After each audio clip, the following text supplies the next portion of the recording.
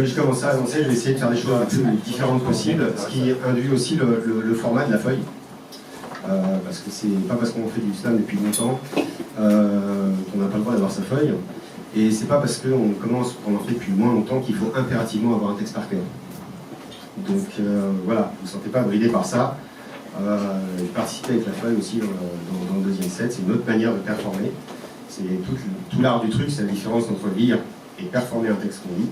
C'est pas la même chose. C'est de la technique aussi. Mais voilà, donc, on a tous commencé avec la feuille. Et puis, pour vous donner un ordre d'idée, il m'a fallu un peu plus de 2 ans de pratique. Je faisais ça tous les mois pour commencer à avoir un texte par cœur sur scène. Donc voilà, ne vous inquiétez pas, ça va le faire. Yes, yes, yes. Ouais. Ouais. Donc le deuxième, je vous dis rien. Je n'introduirai pas, d'accord? Ça, à moi d'être suffisamment bon, vous remarquez.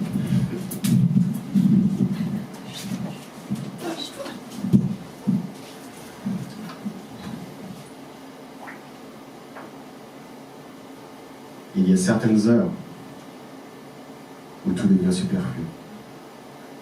Ici, c'est le malheur, car un proche n'est plus. Plus qu'un proche, sa femme, qu'il aimait depuis si longtemps. Il a vu s'éteindre sa flamme, une vie balayée en un instant. Que dire, que faire pour soulager l'insoulageable? Que se dire, quoi faire pour surmonter l'insurmontable? Une vie est partie, une autre reste. Ainsi va la vie, et la mort moins enchanteresse. Je n'ai jamais compris l'optimisme forcé des gens à la messe, car 2 esprits se sont évanouis, mais pour le restant, les en même temps presse. Il ne veut plus continuer. Avec elle, c'est fini sa vie. Rien ne pourra le consoler, aucun espoir n'est plus permis. Il se met à se demander ce que c'est que l'autre vie, dans l'unique but avoué de retrouver celle qu'il a toujours chérie. Dans ses yeux, l'abandon a pris toute la place. Ce regard moribond qui fit ce monde de glace.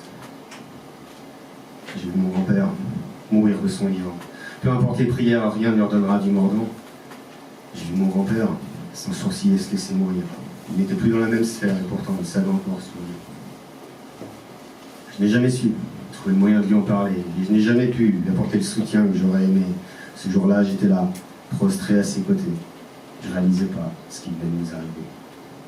La douleur de ce décès me laissait sans voix. Sur mon épaule, il pleurait.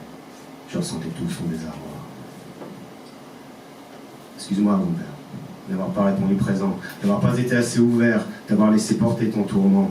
Je me souviens dans ce train, la dernière fois que je t'ai vu, t'as eu ce sourire plein d'entrain. Ce fardeau n'était plus. Car tu voulais mourir et tu le savais. Moi aussi, et je prenais conscience. C'était la dernière fois que je te voyais. Et quelle allait être ton absence? Je ne dirai jamais ces paroles qui ont façonné ce mythe. Je vais la retrouver, elle. Il faut que je vous quitte.